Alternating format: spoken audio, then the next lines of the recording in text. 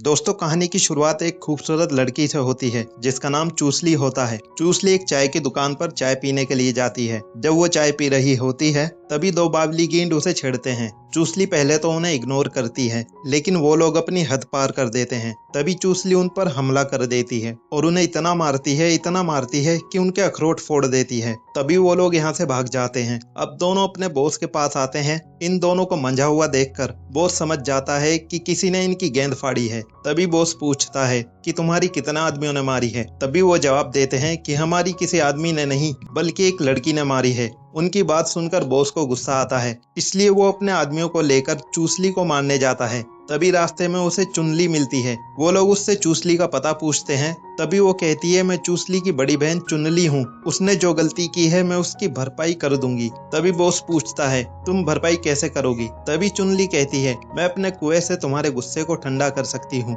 तभी चुनली की बात सुनकर सभी लोग एक लाइन में लग जाते हैं ताकि वो अपने घोड़े पर बिल्ली की सवारी कर सकें। तभी चुनली कहती है कि मैं तुम पांचों के घोड़े की सवारी नहीं कर सकती, इसलिए मैं अपनी सहेलियों को बुला लेती हूँ। अब जैसे ही चुनली की सहेलियां यहाँ आती हैं तो उन्हें देखकर ये पांचों बहुत खुश होते हैं और ये एक एक लड़की को उठाकर उनकी ढोलक फाड़ने के लिए ले जाते हैं। और जब ये उनकी सुरंग गोलू से सर्विस करने वाले होते हैं तभी ये सारी लड़कियां चुड़ैलों में बदल जाती हैं, जिन्हें देखकर इनकी गेंद फट जाती है और ये लोग यहाँ से भाग जाते हैं। इन्हें भागता हुआ देखकर चूसली और उसकी बड़ी बहन बहुत खुश होती है। थोड़ी देर बाद इन दोनों की बड़ी बहन, जिसका नाम चुरली होता है, वो मंदिर में जाती है। यहाँ आकर वो अपने भगवान की पूजा करती है। पूजा करने के बाद वो बाहर जाती है। तभी उसके पास एक बाबा मंचूरियन आता है और वो उससे उसका नाम पूछता है तो वो कहती है वो अनजान लोगों से बात नहीं करती और अपने घर की तरफ जाने लगती है। वो जंगल के रास्ते से अपने घर जा रही थी। तभी फिर से बाबा मंचूरियन उसके सामने आ जाता है। मंचूरियन चुरली से कहता है,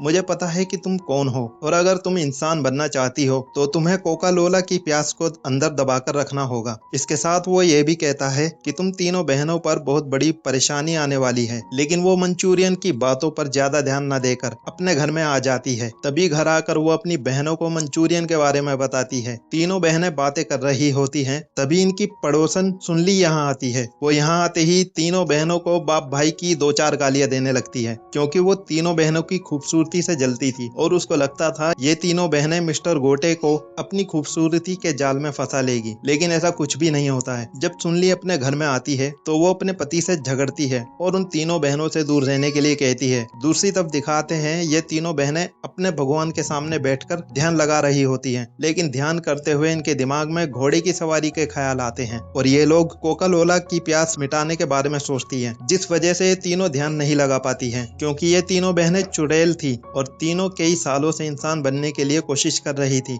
थोड़ी देर बाद रात हो जाती है और ये तीनों बहनें सो जाती हैं। तभी चूसली जागती है, क्योंकि उसे घोड़े के सपने आ रहे थे। तभी वो बाहर घूमने के लिए जाती है, पर जब वो बाहर आती है तब वो देखती है चुनली खुले में ही नहा रही थी और साथ ही अपने गोलू मोलू को भी सहला रही थी। चुनली के भीगे बदन को देखकर चूसली को भी फीलिंग आने लगती है और वो भी चुनली के पास जाती है और वो भी उसके साथ नहाने लगती है। उसके बाद उनकी बड़ी बहन की भी नींद खुल जाती है और उसकी बहनें उसके पास नहीं होती हैं, तो वो बाहर आती है और देखती है कि उसकी दोनों बहनें साथ में नहा रही हैं, अपनी कैंची चला रही हैं। दोनों को एक साथ नहाता हुआ देखकर वो भी गर्म हो जाती है, लेकिन वो अपनी प्यास को दबा लेती है क्योंकि वो जल्दी से जल्दी इंसान बनना चाहती थी। दूसरे दिन उनकी बड़ी बहन जंगल में जाती है और वो देखती है कि कुछ गुंडे एक आदमी का पीछा कर रहे हैं। तभी वो यहाँ कर सभी को अपनी शक्तियों से मारने लगती है और उन्हें यहाँ से भगाकर उस लड़के को बचा लेती है। इस लड़के का नाम बिल्लू बेरोजगार होता है। वो भागते भागते बहुत ज्यादा जख्मी हो गया था, इसलिए चुड़ली उसे छोड़ने के लिए उसके घर तक आती है। अब बिल्लू का घर किसी कबाड़ी की दुकान की तरह लग रहा था। अब जैसे ही बिल्लू फ्रेश होने के लिए अपने लग्जरी बाथरूम में जाता है तभी चुड़ली अपनी शक्तियों से घर के सारे सामान को अपनी जगह पर सेट कर देती है। जब बिल्लू बाहर आता है तो वो अपने घर को साफ सुथरा देखता है और वो चुड़ली को शुक्रिया बोलता है। तभी चुड़ली उससे बोलती है, आज से मैं यहाँ आकर तुम्हारे घर के सभी काम कर दिया करूंगी। उसकी बात पर बिल्लू कहता है, मेरे पास इतने पैसे नहीं हैं कि मैं तुम्हें काम पर रख सकूं। बिल्लू की बात सुनकर चुड़ली उससे कहती है, मुझे पैसों की जरूरत नहीं है, मैं बस तुम्हारी मदद करना चाहती हूँ। चुड़ली भी बिल्लू को पसंद करती थी, इसलिए उसके सारे काम करना चाहती थी। दूसरी तरफ चुनली और चूसली को दिखाते हैं जो अपनी बड़ी बहन का वेट कर रही थी, क्योंकि वो सुबह सुबह से घर नहीं आई थी। थोड़ी देर बाद चुड़ली घर वापस आती है, लेकिन वो अपनी बहनों को बिल्लू के बारे में बताती नहीं है। दूसरे दिन वो अच्छे से तैयार होकर बिल्लू से मिलने के लिए जाती है। तभी छोटी बहन को शक होता है, इसलिए वो उसका पीछा करने लगती है। तभी वो देखती है उसकी बड़ी बहन एक झोपड़ी के अंदर जाती है, और कुछ देर बाद जब वो झोपड़ी से बाहर निकलती है तो वो बिल्लू के घर में जाती है, ताकि वो जान सके कि उसकी बड़ी बहन यहाँ क्यों आई थी। तभी बिल्लू बाथरूम में नहा रहा होता है और वो उसे अचानक देख लेती है और बिल्लू को देखकर घबरा जाती है। और जब बिल्लू की नजर उस पर पड़ती है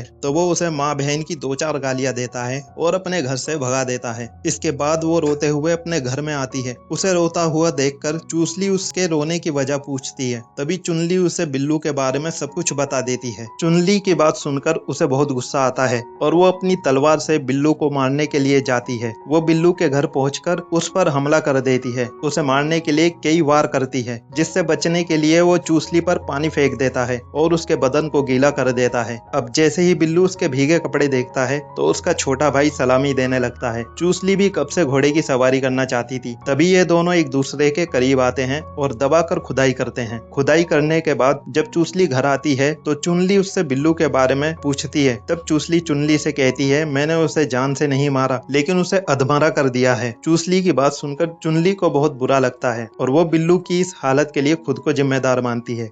कुछ देर बाद चुनली बिल्लू के घर आती है ताकि उससे माफी मांग सके। वो बिल्लू के शरीर पर चोट के निशान देखती है, जिन्हें देखकर बहुत परेशान हो जाती है, लेकिन ये निशान बिल्लू और चूसली की खुदाई के निशान होते हैं। अब बिल्लू भी चुनली को कुछ भी नहीं बताता है। चुनली को यह सब देखकर बहुत बुरा लग रहा था, इसलिए वो इसकी भरपाई करने के लिए बिल्लू को अपना शरीर सौंप देती है। चुनली की खूबसूरती देखकर बिल्लू का बिल्ला फिर से जाग जाता है और वो उसके साथ भी दबाकर ढोल बजाता है। अब चूसली के जाने के बाद उसकी बड़ी बहन चुड़ली यहाँ आती है। अब जैसे ही वो बिस्तर को ठीक करने लगती है तभी उसे यहाँ एक हेयर पिन मिलता है। चुड़ली के पूछने पर बिल्लू उससे कहता है, मैं ये तुम्हारे लिए लेकर आया हूँ। तभी चुड़ली कहती है, तुम मुझसे झूठ बोल रहे हो क्योंकि ये मेरी बहन का है। अब बिल्लू उसे सारी सच्चाई बता देता है और वो चुड़ली से माफी मांगता है। तभी चुड़ली कहती है, मैं तुम्हें एक शर्त पर माफ कर सकती हूँ, तुम्हें मेरी भी ढोलक फाड़नी होगी जैसे तुमने मेरी बहनों की फाड़ी है। और इतना कहते ही चुड़ली अपने कपड़े उतार देती है। इसके बाद बिल्लू उसके साथ भी बल्लेबाजी करता है। कुछ देर बाद तीनों बहनों को उनके घर पर दिखाते हैं। तीनों खाना खा रही होती हैं। एक साथ बैठकर भी कोई भी एक दूसरे से बात नहीं करती है। अपनी बहनों को नजरें चुराते हुए देखकर चुड़ली उनसे पूछती है, तुम लोगों को क्या हुआ है और तुम दोनों ऐसा बर्ताव क्यों कर रही हो। उसकी बात सुनकर वो दोनों कहती हैं, हमने बिल्लू के साथ खुदाई करी है।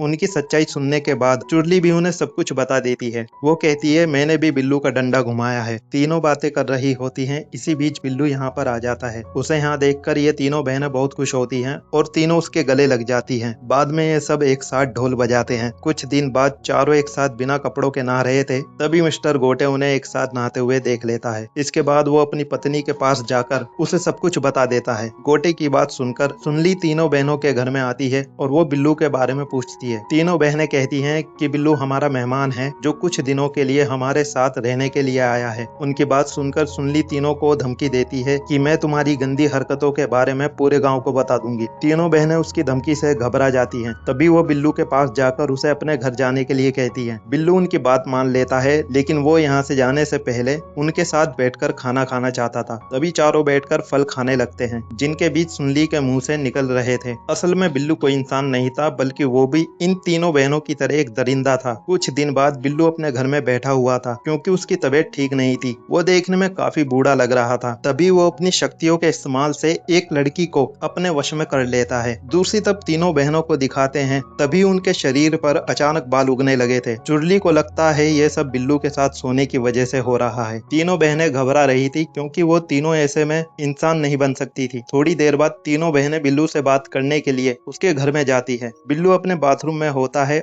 और अंदर से अजीब सी आवाजें आ रही थी। तभी तीनों बहनें बाथरूम में देखती हैं तो उनके सामने का नजारा देखकर तीनों बहनें बहुत डर जाती हैं, क्योंकि बिल्लू एक भयानक दरिंदे में बदल चुका था और वो लड़की को जिंदा खा रहा था, जिस लड़की को उसने अपने वश में किया था। बिल्लू का ऐसा रूप देखकर चुड़ली मंदिर वाले बाबा मंचूरियन के पास जाती है और वो उससे मदद मांगती है। बाबा मंचूरियन उससे कहता है, मैंने तो तुम्हें पहले ही कहा था कि तुम्हें अपनी कोका कोला की प्यास को दबाकर रखना है, लेकिन तुम ऐसा नहीं कर पाई। चुड़ली की और भी रिक्वेस्ट टेस्ट करने पर तब बाबा मंचूरियन उसे बिल्लू से छुटकारा पाने का तरीका बताता है। कुछ देर बाद तीनों बहनें अपने घर में आकर बिल्लू का पुतला बनाकर उस पर काला जादू करती है। जादू का बिल्लू पर असर होने लगता है। बिल्लू भी शक्तियों का इस्तेमाल करके सब कुछ समझ जाता है कि उसके साथ क्या हो रहा है और उस पर कौन काला जादू कर रहा है। तभी बिल्लू यहाँ पहुँच जाता है और इन तीनों बहनों से लड़ाई करता है। तभी वो तीनों बहनों को अपने वश में कर लेता है। अब जैसे ही तीनों बहनें उसके वश में आती हैं तो ये अपने कपड़े उतार देती हैं। इसी बीच बाबा मंचूरियन यहाँ आ जाता है